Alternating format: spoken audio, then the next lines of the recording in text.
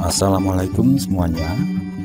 Sebelumnya saya ucapkan terima kasih karena masih terus mengikuti cerita bergambar di channel ini.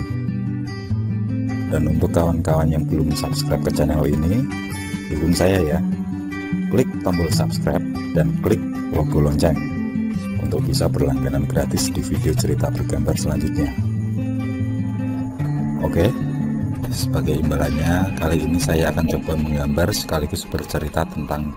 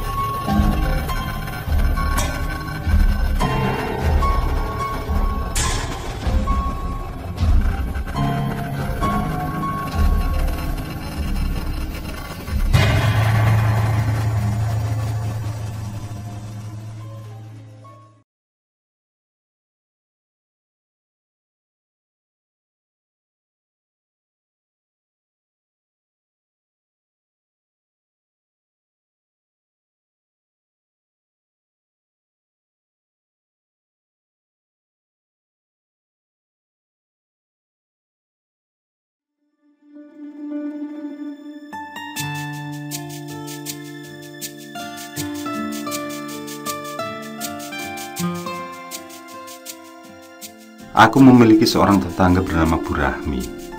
Beliau mulai tinggal di kampung kami sekitar 8 bulan lalu.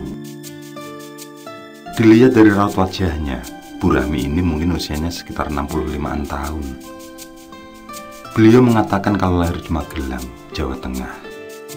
Tapi menginjak remaja pindah ke Medan mengikuti ayahnya yang seorang tentara. Kini, di masa tuanya beliau kembali ke Magelang. Meski sudah terbilang senja, namun guratan di wajah Bu Rahmi tetap memperlihatkan bahwa di masa mudanya beliau adalah wanita yang sangat cantik. Hal itu bisa terlihat dari senyum beliau yang tetap memikat hati. Namun dari senyum itu, aku melihat ada satu guratan kesedihan yang terpendam. Aku mengira karena kekasih hati Bu Rahmi telah terlebih dulu berpulang. Ya, suami Bu Rahmi terlebih dulu meninggalkan Bu Rahmi untuk selama-lamanya. Sakit keras telah mengantarkan Pak Nasution, suami Bu Rahmi, menghadap Sang Pencipta.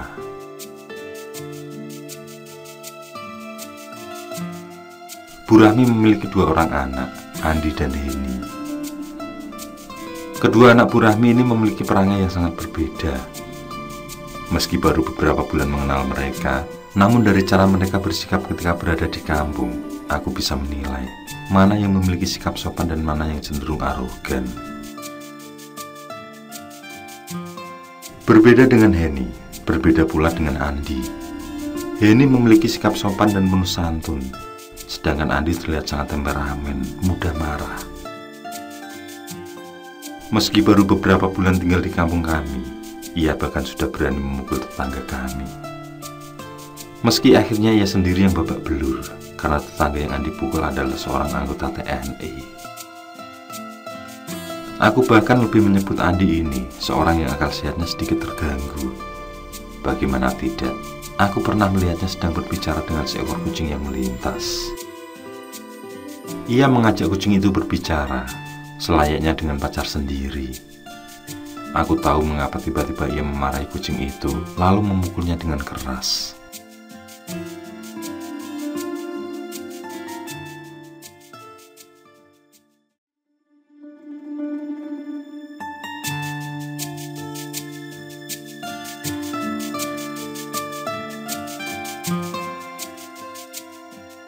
Aku sedang bersantai di teras rumah ketika melihat Bu Rahmi melintas sambil sedikit risak.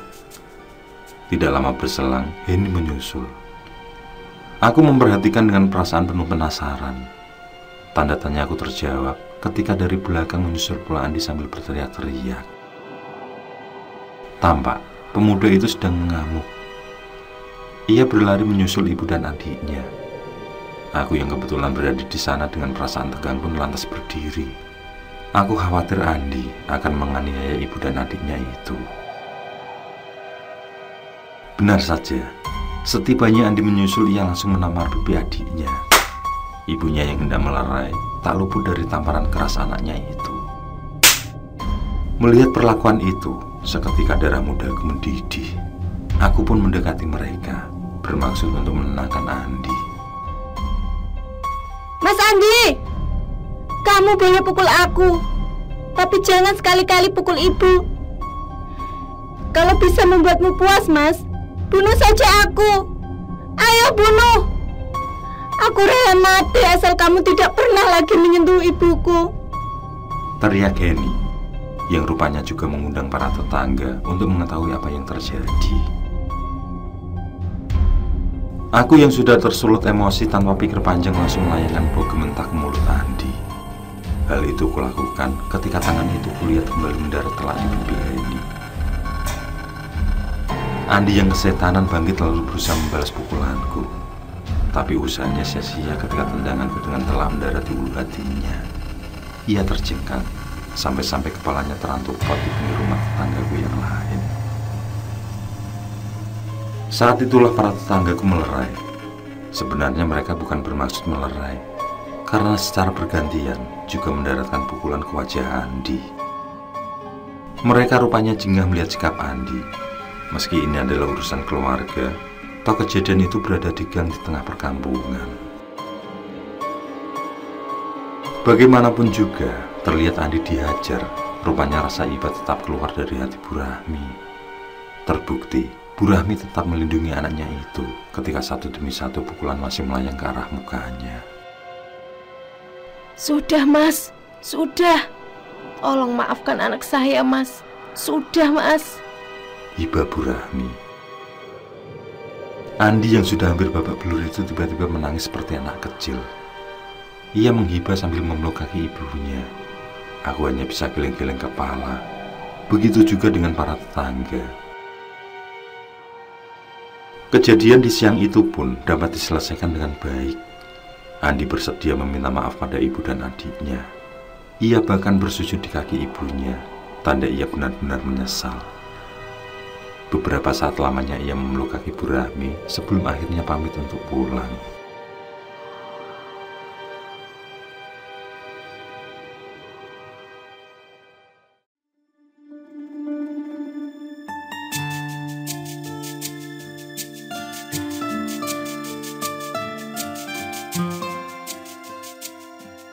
Rupanya tidak sekali dua kali Andi mengamuk seperti itu.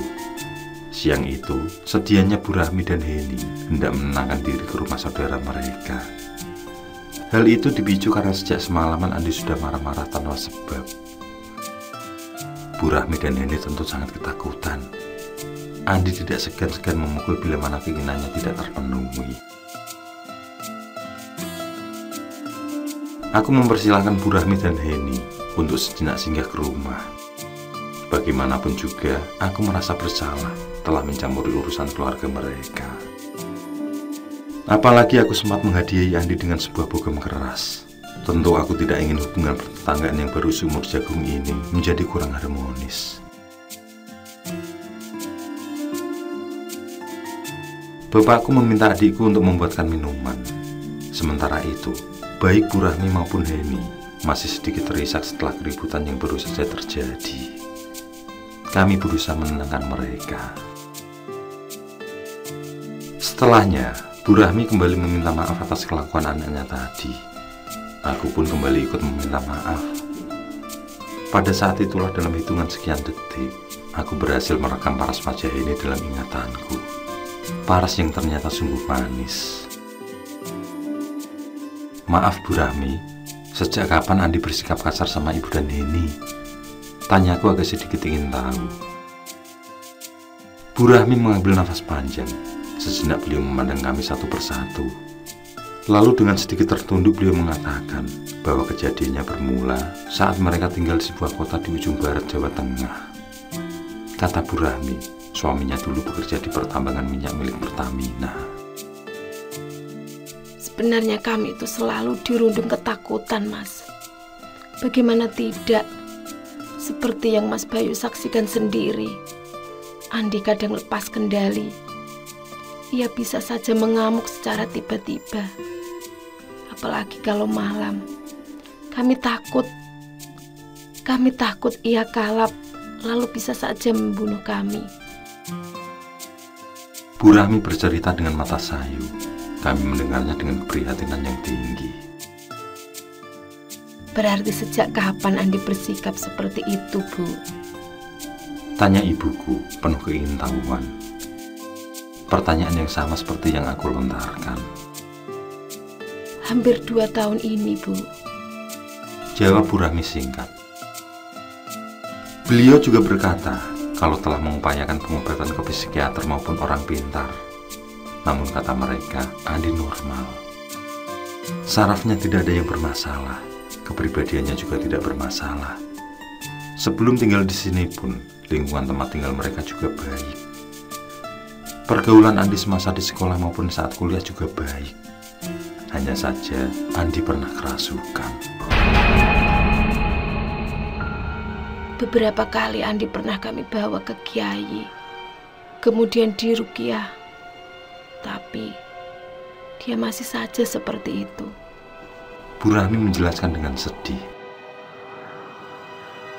Kalau boleh tahu bagaimana ceritanya, Bu, sampai kerasukan seperti itu? Tanyaku kemudian.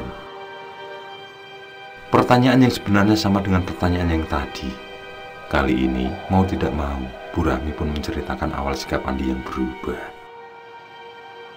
Kami hening, siap mendengarkan cerita itu. Siang yang terik pun semakin terik.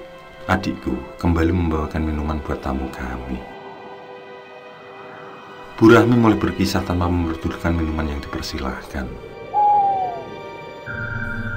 Waktu itu Andi masih kuliah semester 6.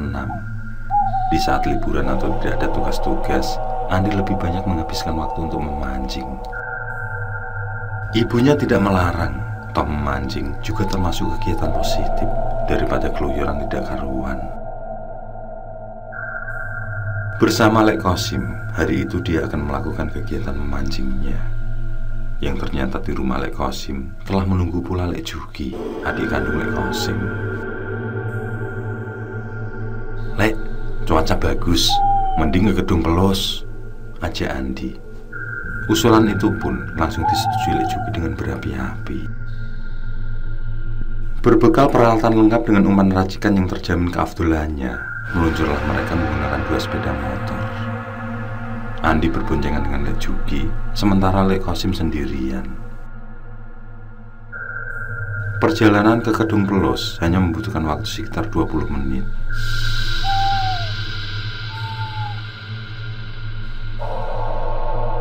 Begitu sampai, mereka langsung menempatkan posisi berjejer dengan pemancing dari berbagai desa sekitar. Dalam pada itu, sudah hampir tepat tengah malam. Andi baru mengangkat tidak lebih dari 2 ekor saja. Berbeda dengan Lek Kosim dan Lek Juki yang sudah mengangkat lebih dari 10 ikan. Maka dirasa cukup, Lek Kosim pun mengajak Andi pulang. Tentu saja ajakan yang tidak dapat diterima Andi. Dia tetap meneruskan memancing, meski Lek Kosim dan Lek Juki pulang lebih dulu. Maka tinggallah Andi dan beberapa pemancing lain yang masih bertahan. Penasaran karena umpannya tidak laris, Andi pun berpindah tempat. Berharap di sana ada ikan yang kelaparan dan tertarik pada umpan yang ia lempar. Semenit 2 menit telah berlalu, 15 menit hingga 1 jam berlalu. Waktu pun telah menunjukkan pukul 1 dini hari. Umpan tetap saja tidak menarik bagi ikan-ikan penghuni Gedung Pelos. Sumpah serapah mulai keluar dari mulut Andi. Hingga Bu Rahmi menghentikan ceritanya ketika terdengar keributan. Kali ini keributan itu berasal dari beberapa orang yang berteriak-teriak menyebut nama Andi. Sontak kami pun berdiri. Beberapa orang itu mengabarkan kalau Andi sedang mengancam seseorang di dekat jalan besar. Mendengar itu, tanpa berpamitan Bu Rahmi pun berlarian kecil mengikuti orang-orang yang baru saja memberitahu. Henilah yang kemudian berpamitan untuk ikut melihat apa yang sedang terjadi. Tanpa dikomando, kami pun mengikuti mereka. Di tempat kejadian, warga ternyata telah beramai-ramai mengepung Andi. Mereka pada membawa senjata tajam. Aku semakin berdebar. Ada keributan apa lagi? Belum juga hitungan jam sudah berulah. Dari sebalik kerumunan itu pertanyaanku sedikit terjawab. Dari celah orang yang berkerumun itu, aku bisa melihat Andi sedang menyekap tetangga kami yang baru saja pulang sekolah. Rupanya Wiwi, siswi SMA yang sedang disekap Andi. Kalian semua mundur. Anak ini sudah menderita. Akan aku tolong dia. Ancam Andi dengan sebilah pisau terhunus ke leher Wiwi. Wiwi terus saja sangat ketakutan. Apalagi dengan keadaan pisau menempel di lehernya. Ia masih sayang nyawanya. Ia belum ingin mati sekarang. Di, hentikan Di. Kalau kamu mau bunuh, bunuh saja ibu. Tiba-tiba Bu Rahmi menyeruak di antara kerumunan itu. Andi terbelalak melihat ibunya. Pisau di leher Wiwi mengendur. Dalam sepersekian detik lengan itu, dengan nekat Wiwi menggigit pergelangan tangan Andi. Andi tersentak. Ia berusaha melepaskan gigitan itu. Ia menarik tangannya. Bersamaan itu pula, mata pisau sedikit menyayat leher Wiwi. Wiwi pun menjerit. Meski begitu, ia berhasil lepas dari ancaman Andi. Wiwi yang berhasil lepas langsung ditarik oleh warga. Kini tinggal Andi bersama Bu Rahmi saling berhadapan. Warga yang sudah mengepung kembali tidak berani untuk gegabah. Mereka hanya meminta agar Bu Rahmi menjauhi anaknya. Andi yang sudah seperti kesetanan tiba-tiba bergerak maju, lalu melayangkan sebuah tusukan. Bu Rahmi tidak menduga gerakan itu. Pisau tajam di tangan Andi pun menghujam ke perut Bu Rahmi. Aku tersentak melihat kejadian itu. Bu Rahmi pun roboh. Disusul jeritan Heni yang histeris melihat ibunya terkapar. Kejengkelanku memuncak. Kini Andi benar-benar telah melewati batas. Bata paving yang berada di sana ku ambil, tidak peduli yang membawa pisau. Aku melompat sambil menghantamkan bata paving ke kepala Andi. Hantaman telah itu mengakibatkan Andi terjungkal. Pisaunya terlepas. Seketika ia pun terkapar bersimbah darah.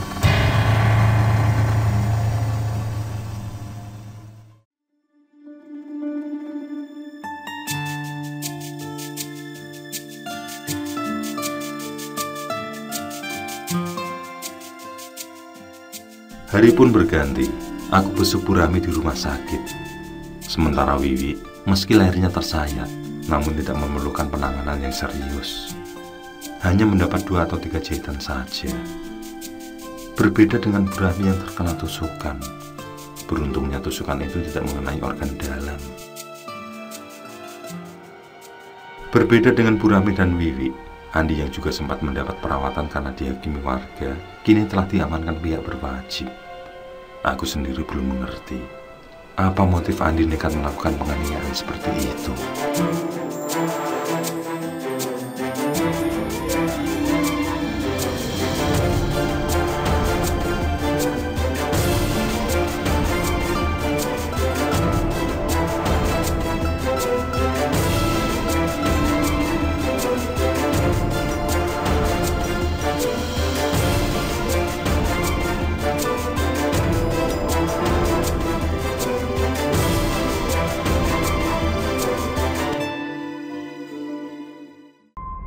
Oke, saya kira cukup cerita kali ini.